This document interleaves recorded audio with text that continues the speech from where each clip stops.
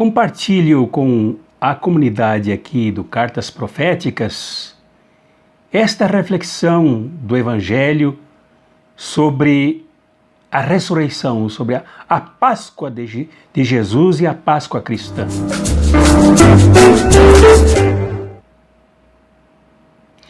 E também reparto aqui na casa da reflexão do Evangelho, a casa da espiritualidade revolucionária, com a comunidade canal Espiritualidade Revolucionária, também esta reflexão do Evangelho de João.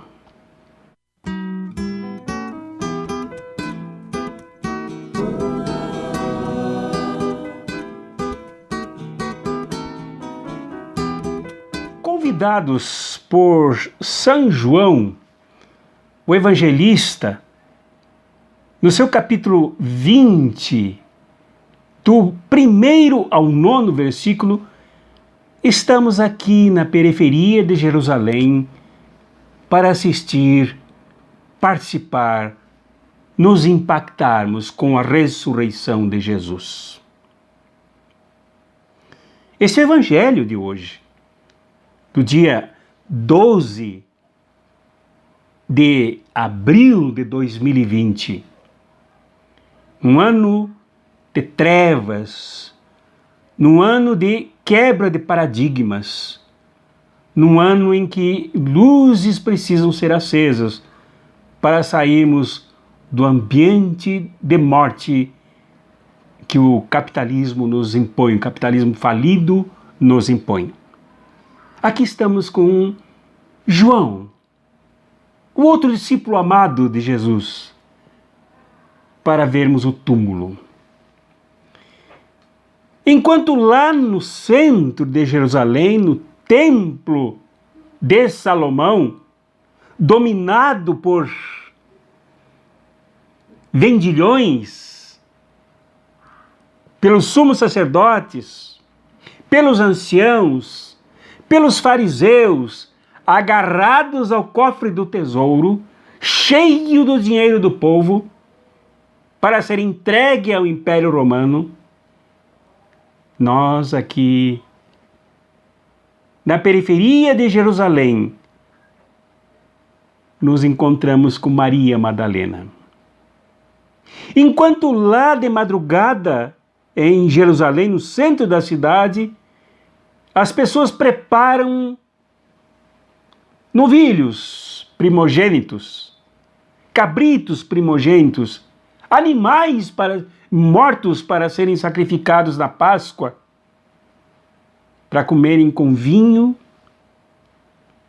Aqui na periferia de Jerusalém, no túmulo onde Jesus foi sepultado, não tem nada disso. Enquanto lá no centro de Jerusalém, junto com os sumos sacerdotes, aqueles que ajudaram a trair e a matar Jesus, se encontram as certezas cristalizadas, congeladas, fechadas, viradas dogmas, as certezas que marginalizam os pobres, as certezas que depreciam as mulheres, os leprosos, os gentios, os publicanos, as adúlteras, que tanto Jesus amou. Aqui há perguntas, não há certezas. Quem removeu a pedra do túmulo, por exemplo? Onde colocaram o corpo do meu Senhor, por exemplo? Enquanto lá todo mundo se fecha quieto dentro do templo, onde não se movem nem as moscas. Aqui na periferia de Jerusalém, junto ao túmulo vazio, nós nos deparamos com uma correria. Quase que uma disputa entre Pedro e o discípulo amado, que depois da informação da pedra removida da porta do túmulo dada por Maria Madalena, correram até aqui para ver o que aconteceu. Aqui, nesta manhã, ouviu-se, Espanha é bem cedo, ainda escuro, ouviu-se o estalar dos calçados de Maria Madalena, caminhando com medo, olhando para todos os lados, profundamente enlutada, triste pelo assassinato do Senhor, pelo assassinato do Mestre, por assassinato daquele que mais a amou do que ninguém. Maria Madalena caminhou nesta madrugada, com o coração pesado, os olhos lacrimejantes, com lágrimas amargas a correrem-lhe para a boca.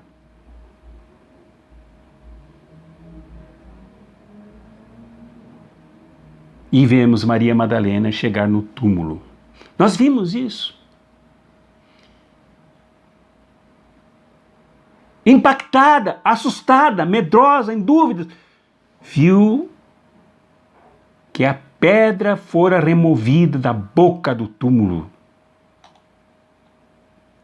Depois nós vimos aquela correria que eu mencionei antes, ou antes disso, quando Maria Madalena voltou do túmulo cheia de dúvidas. A ressurreição desperta dúvidas, a ressurreição de Jesus desperta inquietação, a ressurreição de Jesus desperta correria e movimento pelas ruas, ao contrário do centro, no templo de Salomão, onde todo mundo é quieto porque não tem nada para fazer.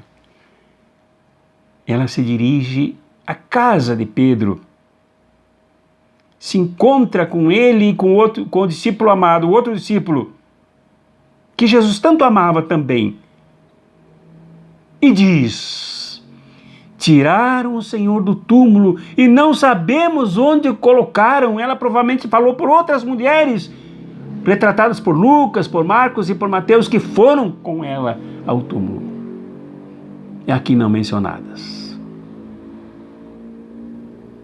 Depois disso, Pedro e o discípulo amado fazem aquela correria pelas ruas de Jerusalém em direção à periferia.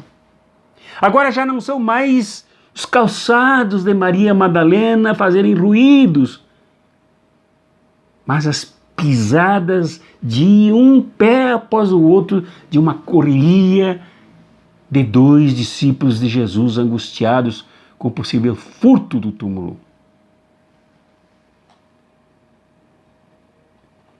Da chegada, o discípulo amado, que aqui não explica porquê, correu na frente, esperou à frente do túmulo. Não sei se, aqui também não disse, atemorizado pelo ambiente mítico e místico da cultura, daquele tempo que cria que os espíritos andavam por aí e podiam, de repente, enforcar uma pessoa. Não se entra em túmulo assim, de qualquer jeito, pensavam as pessoas. E aí chegou Pedro. Pedro mostrando agora que ele não tem mais aquele comportamento que teve anteriormente à crucificação, completamente confuso, ora dizia uma coisa, ora dizia outra, era desmascarado por Jesus, prometera que lutaria para defendê-lo de espada em punho, foi desmascarado com o canto do galo. Depois negou Jesus 3 vezes, de fato, como Jesus previra. Agora aqui, o Pedro já corajoso, corre, chega no túmulo e entra. O pescador Pedro entra. O operário Pedro entra no túmulo. O trabalhador Pedro entra no túmulo. Só depois então entra o discípulo amado. Quando entrou, viu aquele ambiente todo, os panos ali jogados, colocados corretamente nos cantos, sobre o local onde repousara o corpo de Jesus, que ali não estava mais. João, que provavelmente seja este o nome do discípulo amado,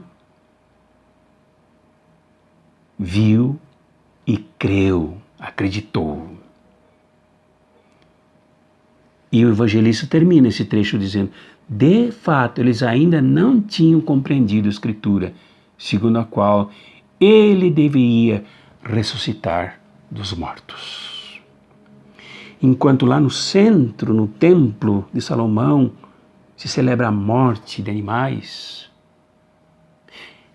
e o passado que foi congelado, desvirtuado no êxodo de Moisés, da busca da terra prometida, da marcha pela terra prometida, pela reforma agrária, pela libertação dos escravos. Aqui se busca a fé e se crê. Lá no centro, tanto dentro do templo, também na casa dos sumos sacerdotes, como ao lado do templo, no palácio daquele que condenara Jesus à morte, Pilatos, como logo a seguir o quartel, estavam os esquemas de morte. Estava a estrutura do assassinato de Jesus. Estava o local alimentador da traição. Aqui, todos estes que buscam o túmulo estão sozinhos, diante do túmulo vazio.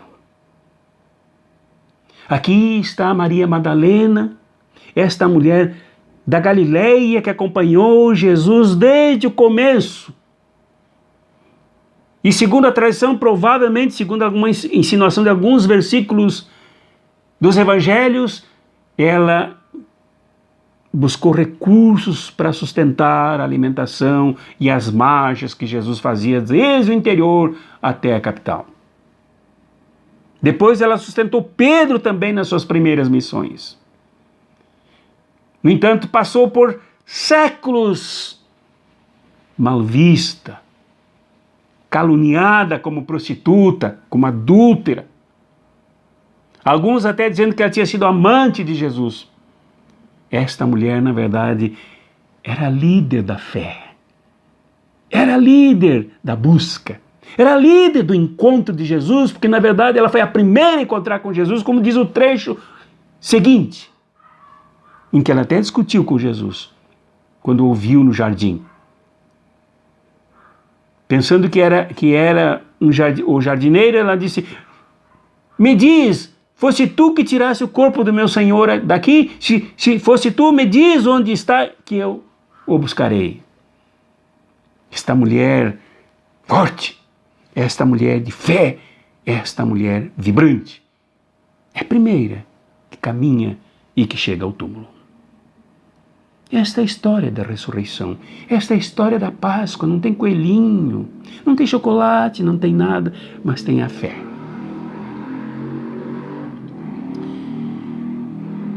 A ressurreição não é uma teoria sobre revivência de cadáveres. A ressurreição não é uma teoria sobre a superação da morte física, corporal.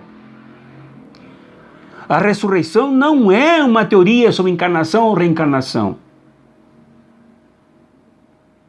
A ressurreição é a experiência da fé. A ressurreição é a experiência daqueles que viram que o Império Romano, com todo o seu poderio militar, unido ao sistema religioso corrupto, traidor,